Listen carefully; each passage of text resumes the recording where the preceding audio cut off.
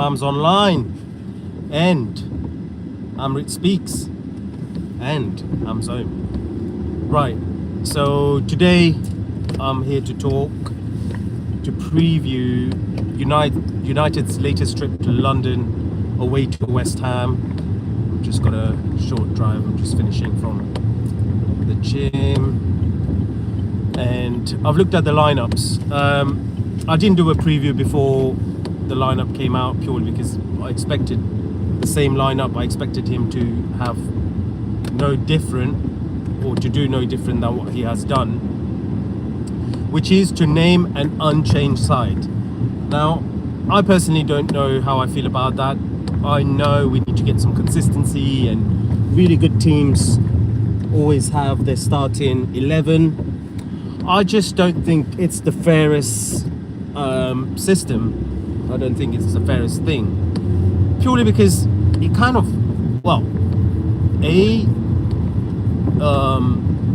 inherited most of that from Amorim and just changed the system, meaning dropping four at the back. But B, I genuinely think we've got some really good performers who are not being given a chance, who are maybe better adapted, better suited to some other formations. And quite simply, I'm on Carrick's side. I want him to get the role as a full-time coach post this 6 months, or however, half a season that he took. And for that, he has to be able to show adaptability, flexibility, the ability to look, at the long run. When we're going to qualify for Europe. I think it's pretty much, I don't, for fear of sounding too cocky, but I think Europe's a given. It's just we need to secure our place in the Champions League. Now, if we've got Champions League and we're playing every Saturday, Tuesday, Saturday, Wednesday, we need to be able to use a squad. I think Man United have got a great squad at the moment. I say great, but for the season that we're having, and for the season that it has been in the Premier League, I do think it's a great squad. Still, despite the fact that we've not brought in many players, and I think one of the reasons we've not brought in many players, on top of only playing the Premier League, is the fact that we've got a good enough squad to do it. There's not much out there who we could bring on available to us to improve the existing starting 11. Anyway, so Michael Carrick has these players at his disposal. He's got to see a number of them. Why are we not changing, tweaking something, and let the opposition guess, right? The best two performances, the best performance was Manchester City. Okay, fantastic. That was the first game that Michael Carrick came in charge, and it was that surprise element as well. You want me to like? Yeah, you can like if you want, buddy. Thank you very much for coming on. Yeah, it was that surprise element on top of everything. Fantastic, great performance from start to finish. Then we played against Arsenal. That was an exceptional half. Second half was brilliant. But since then, we've actually tapered off a little bit. We've got the wins. Fulham was not wholly convincing, and Spurs, and I don't want to take the gloss on it. Listen, we're 4 wins out of 4. But for someone like myself, and I'm sure quite a few of you who are following Man United closely or watching United from start to finish in the week, we go way beyond just the scoreline, right? We go way beyond just the scoreline. And Fulham was a last-minute, last-ditch winner. Nothing against that, love it. But it wasn't a wholly dominant performance. The same for Spurs. This was at Old Trafford, but it was a very open game, and up until the sending off, Spurs were in the game. Yes, we were starting to dominate, which is when that sending off happened. Unlike quite a lot of people who are literally just going in on Romero, I actually side with his manager, and he went for a tackle. It was bad, it was aggressive, shouldn't have done it, but it was from a brilliant period of pressure. So Man United were building on it. However, as I said, that came on 29th minute. For the first 25 minutes, it was a very even game, guys, right? So now we're away at West Ham in London, where our record's not been great anywhere in London. We've drawn to Fulham. We lost to Arsenal.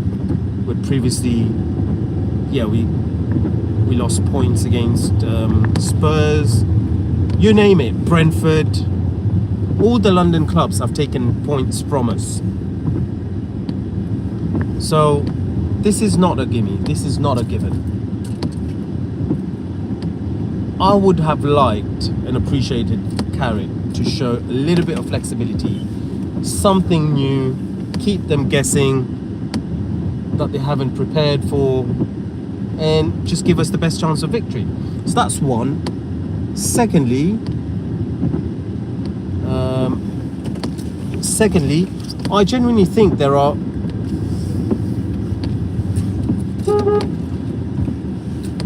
just 1 second here, guys.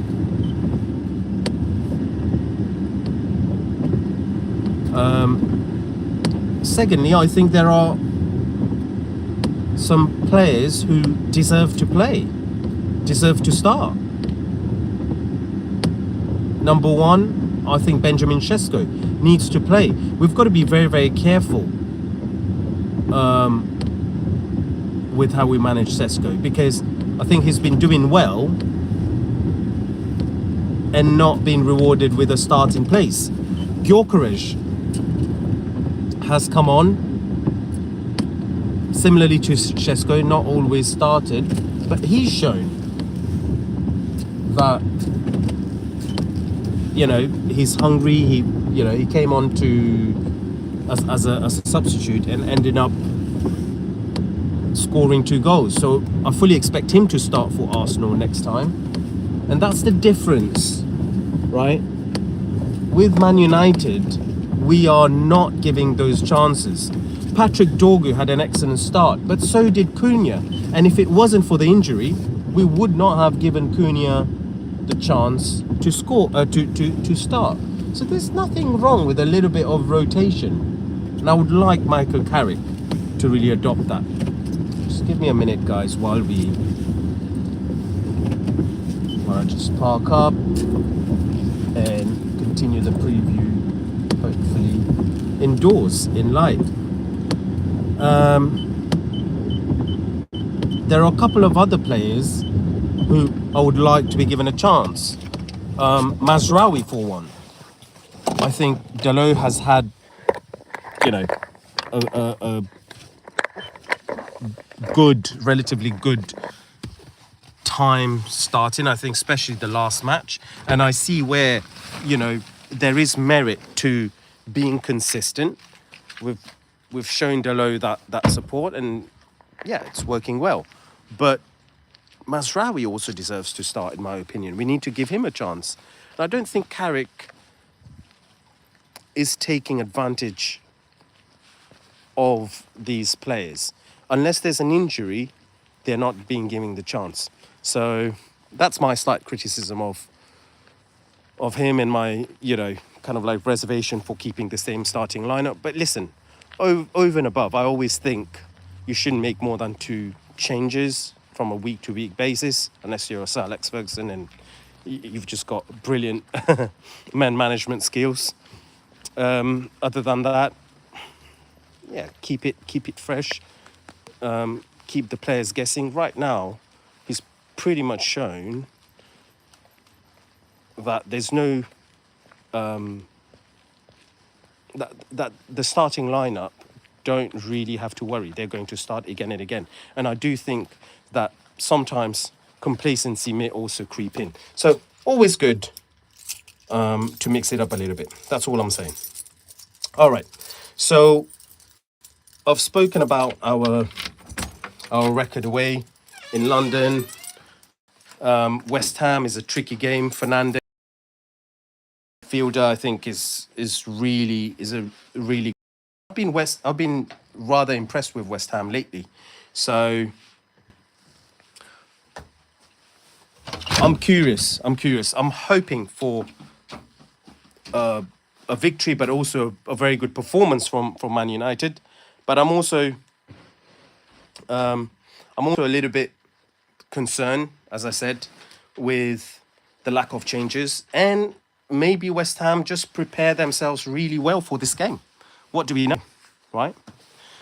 So let me know in the comment section what you guys think. Obviously indoors now.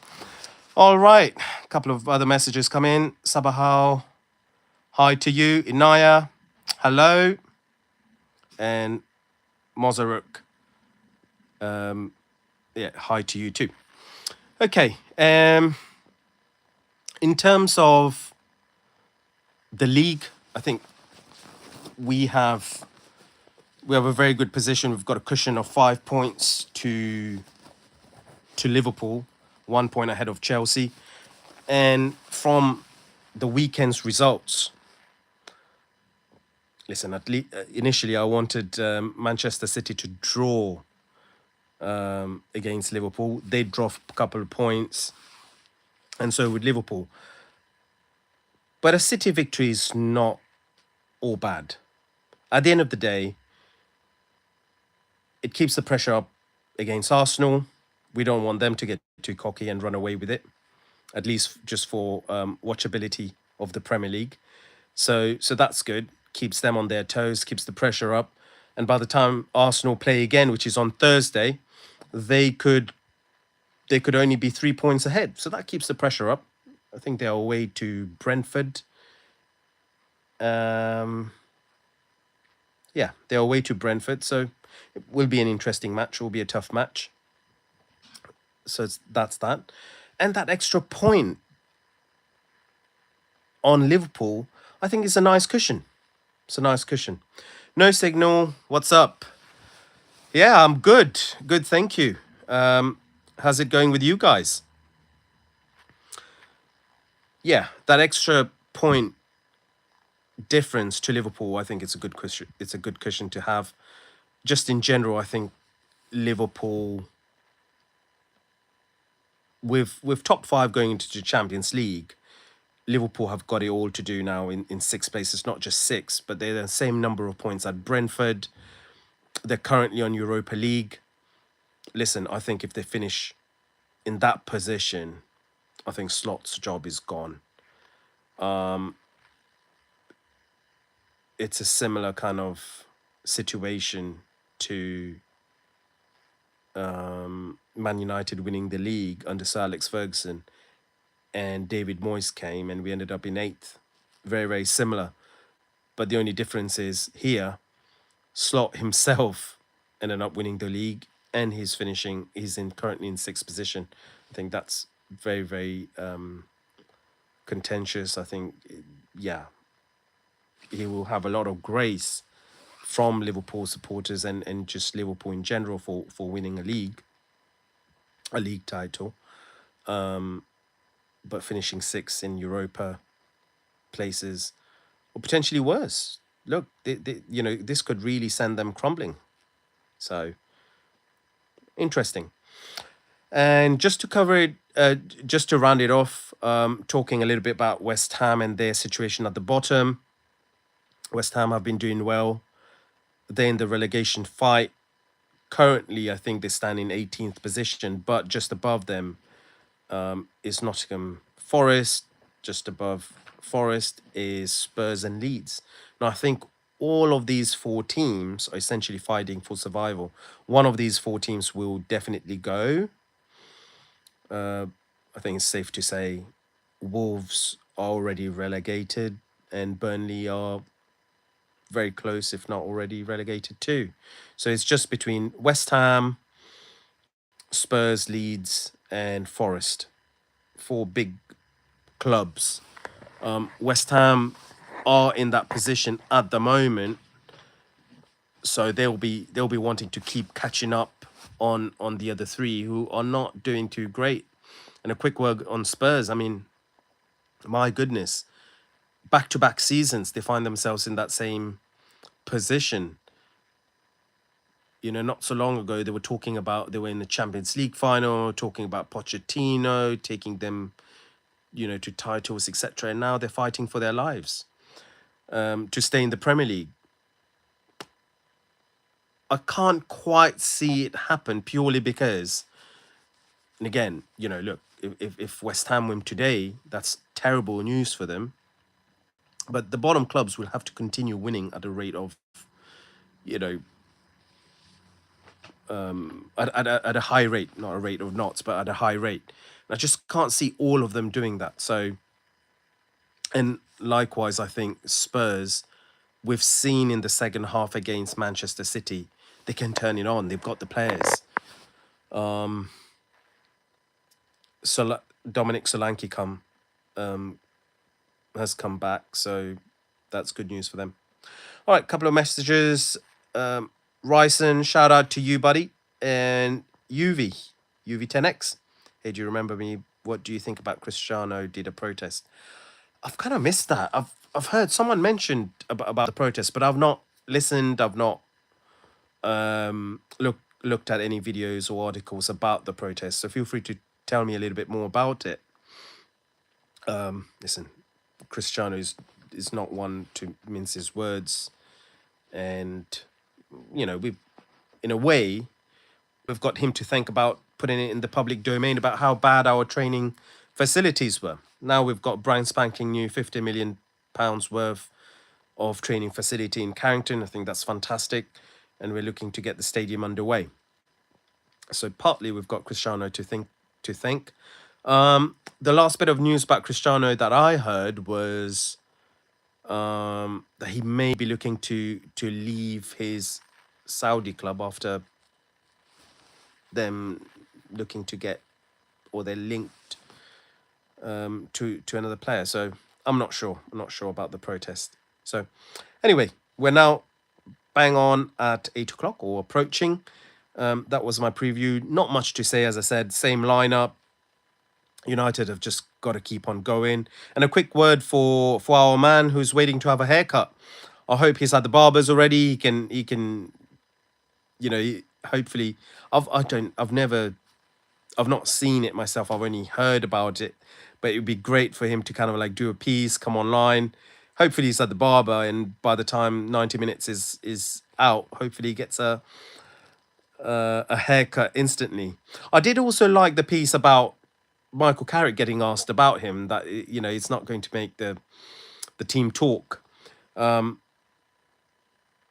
know, that does show the kind of serious side of Carrick and the ruthless side of Carrick, that he can take a joke, but joke's a joke and work is work, and he's very serious about it. I think that's the big difference between Ollie and Carrick.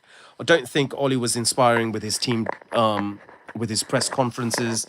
He came across very, very amateurish, in my opinion, Ollie. He had the fans on side. Look, he's always going to be a hero, a Man United hero. I don't think he even took much of a salary, or he gave it to...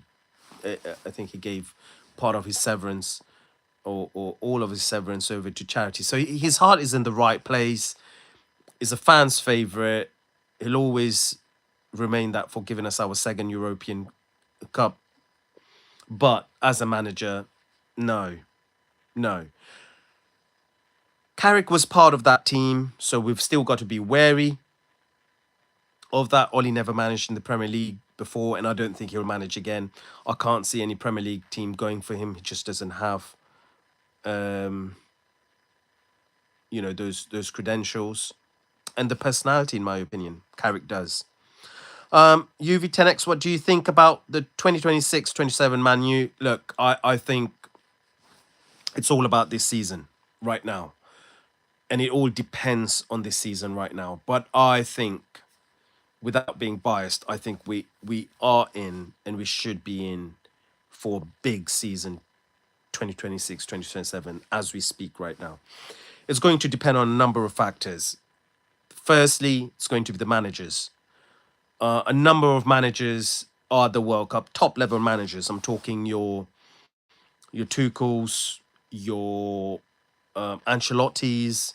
Look at that, Ancelotti managing Brazil, Tuchel German managing England, Nagelsmann, I believe for Germany. Those are all great nations going for big managers. A lot of them non residents, non citizens of the country. It's going to be a big World Cup, and just to focus on it's the managers. It's not just those managers who are going at the World Cup. We've also got a Zidane out of work.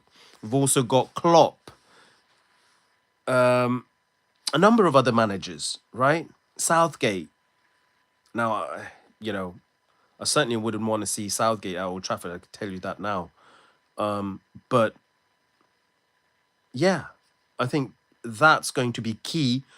A number of teams, Alonso, a number of teams are looking for managers. So it depends, UV, on that manager situation to start off with. And hell, if Carrick does a great job, who knows? We might stick with him.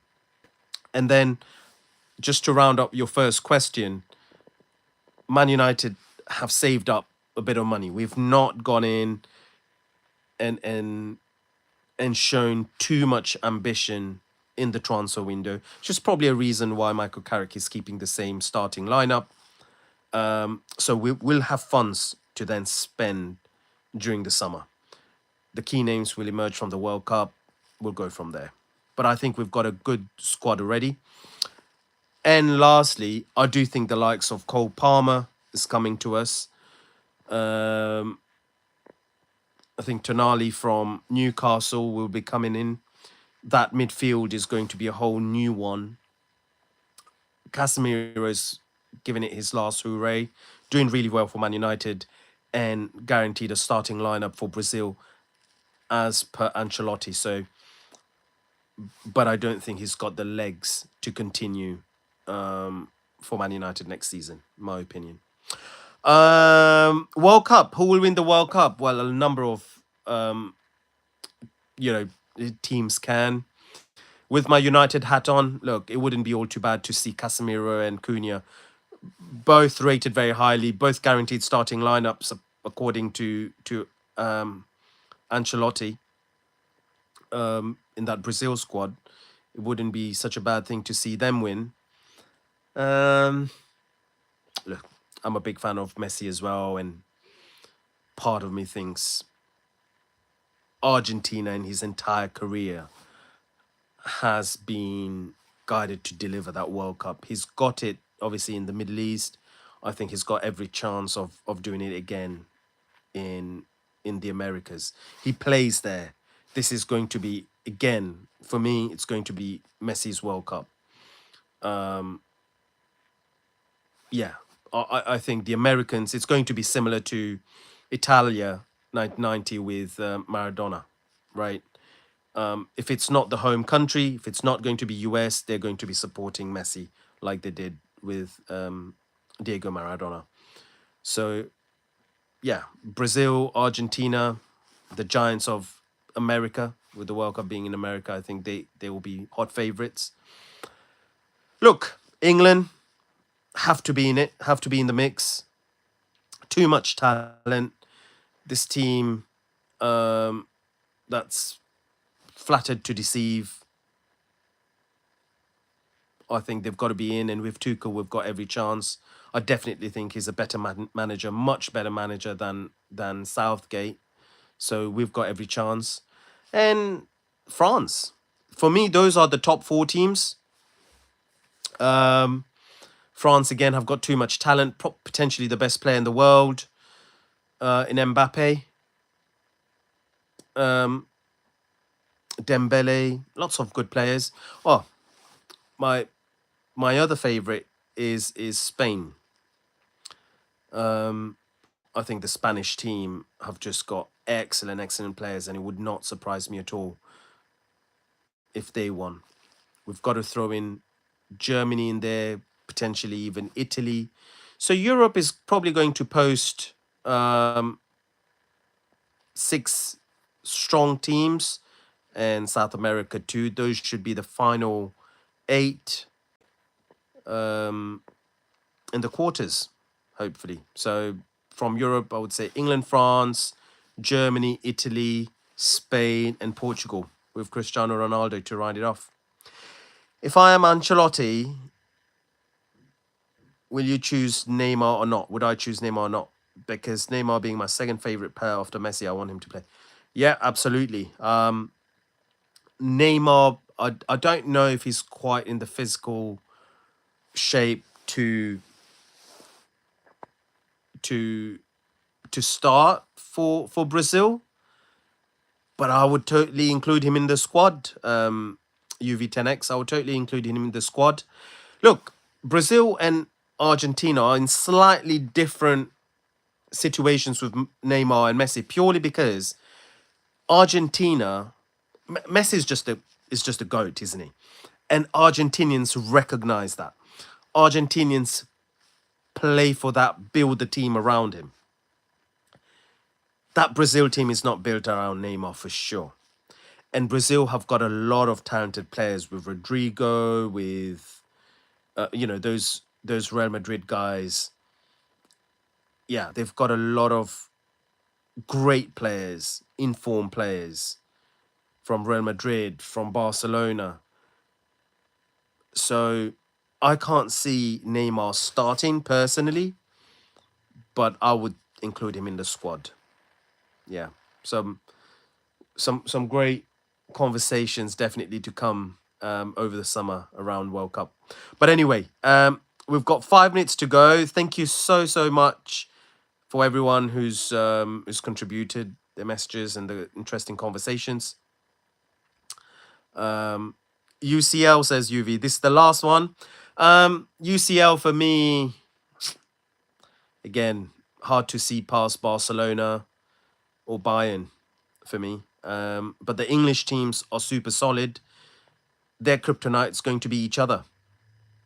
I think if you ask anyone, even Arsenal, they would take anyone right now, but also they wouldn't want to meet even the likes of Newcastle. We're not doing so much, so well in the Premier League, but you don't want to meet a fellow English team. Those are the strongest overall. But of course, Barcelona and Bayern Munich, Kane's firing on all cylinders. Barcelona, yeah, massive. I hear you. We've been waiting for 11 years. Yeah, mate. We've, as a Man United fan, yeah, we're approaching 2 decades now, and I can't see that happening. But listen, anything can happen. It's a cup competition. Anyone can win. I hope for your sake, Barcelona win it. You've certainly got the players to do it.